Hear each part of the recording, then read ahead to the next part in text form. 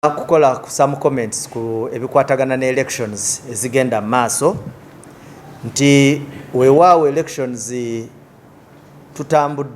tukyatambula bulungi naye tukyafuna okusoomozebwa kungi okuva mu ba politicians abamu abagezaako okuincitinga abantu okwataakinga n'okulumya abasirikale era nga mu bano mwe muli Honorable Namboze Bakireke owa Mukono. Ndoza kalulu bwe kakwase wansi ne waggulu basalawo okugezaako okukola buli kimu ekisobola okubateeka mu limelight. Kati nga waliwo video eyitagana ku mitimbagano ng'omuwulira n'okumulaba nga agamba abantu nga poliisi n'amagye bwe balina okutuusibwako obulabe kubanga batono, nti kubanga batono ate abantu be bangi. Of course tetumanyi ye statistics ze gyazijja, ate n'ekirala okulooza nti buli muntu atayagala poliisi nga ye naye nga ate ali kulwana okugezaako okuyingira parliament. Eyo parliament ekisooka poliisi yegikuuma, egiwa obukuumi.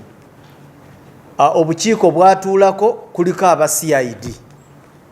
Fe abayamba parliament mu kunoonyereza emisango gye baba banoonyereza ebikwatagana ne investigations ze baba bakola. Tulina full-fledged division ku CID. Naye omuntu ali okuluubirira okukulembera eggwanga agamba buli w'osobola okufuna omupoliisi mutuuseeko obulabe. So ekintu ekyo tukivumirira, naye ate si kuvumirira kwokka. Nga bwe ntera okujja bw'olaba nga nzize ne njogera ku kintu ng'omanya waliwo ekijja okubaawo. At least kyemmanyi abantu bonna abenyigidde mu bintu ng'ebyo mu budde bwaffe tujja kubatwala mu mbuga z'amateeka. Baagala nnyo kati abayagala ogenda omuwanule wali katuuti then enkya yeesibe bandage wano wali yenna yeesibe bandage akwate mu biyita biki bino emigo. Tetugenda kukikola bwe tutyo. Tujja kumukwasa amateeka nga bwe googera mu budde bwaffe, era just kyenjagala okulabula. Then ekirala kye twagala okutegeeza abantu, temukkiriza ebyo ebintu abantu bye bakola ki bye babagamba nti abapoliisi mu bapoliisi 7 ababa batambula omu yekka yayina emmundu. Bano ba politicians bw'amala okusiga obukyayi ne inciting violence mu bantu yabeera wuwe tavaayo, kubanga Honorable Namboze tasobola kujja n'anyaga omupoliisi emmundu. Era bw'omugamba nti engeri gy'ogambye nti batono mwali badde mumugamba bwe baba batono sooka gw'oba ogenda okole ki onyageyo. Actually etandikira kwabo abali ku parliament, kubanga ku parliament waliwo abakuuma. Mugambe Honorable Namboze agende ku parliament atandikire kwabo abajjeko emmundu bw'aba yasobola okikola. So babatuma then mwe ne babateeka mu buzibu. Leka tugoberere amateeka. Bw'oba olina obuzibu bwonna ne poliisi teri waggulu w'amateeka, osobola okugiwaabira. Naye ebyo ebyokulooza nti you can incite people si kirungi, naye ate nekirala tujja kibonereza. Mwebale nnyo, mwebalire ddala.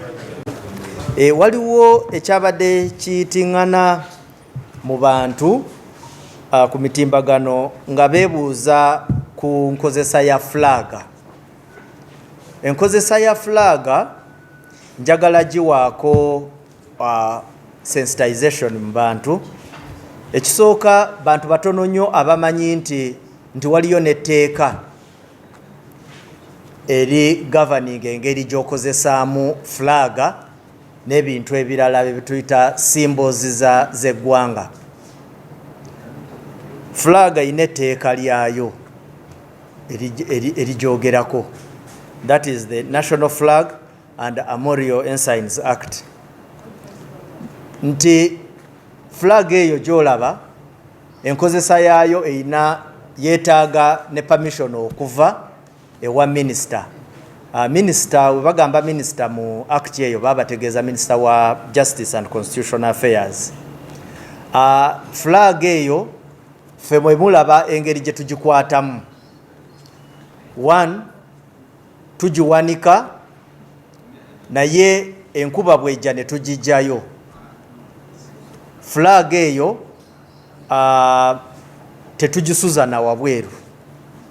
Kwegamba tuyina ekitiibwa ffe ng'aba professionals gye tugiwaamu. Flag abantu kirungi ne baagala flag yaabwe, naye ate mu kugyagala ate si kirungi kugityoboola.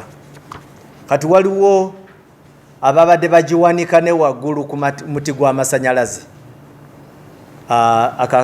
Kyekifaananyi kiri nnyo ku mitimbagano.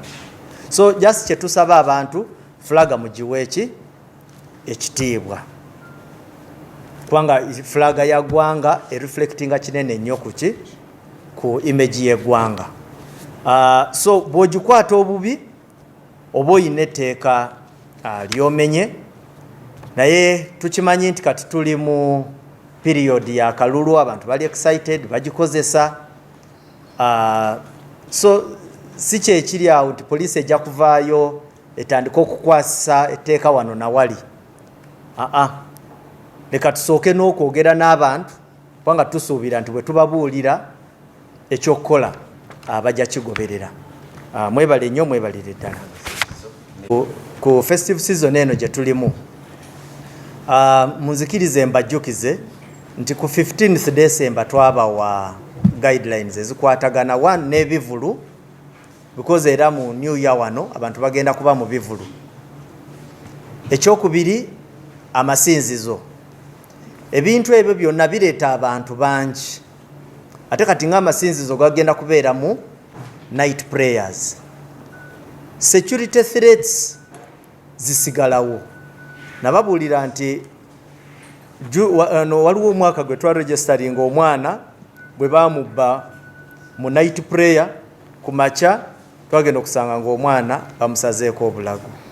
Ekirala, terrorism threats, toyinza kutegeera ddi bwe tuyinza okufuna obuzibu. So kye tuba usually tusaba nti gwe akulembeddemu mu kusaba, making sure nti okwatagana ne police, making sure nti bweba nti Namboole bagiswipinze bulungi nnyo, abantu abayingiddemu bonna babacekinze, so that abantu basabe, abantu baddeyo nga tewaliwo buzibu.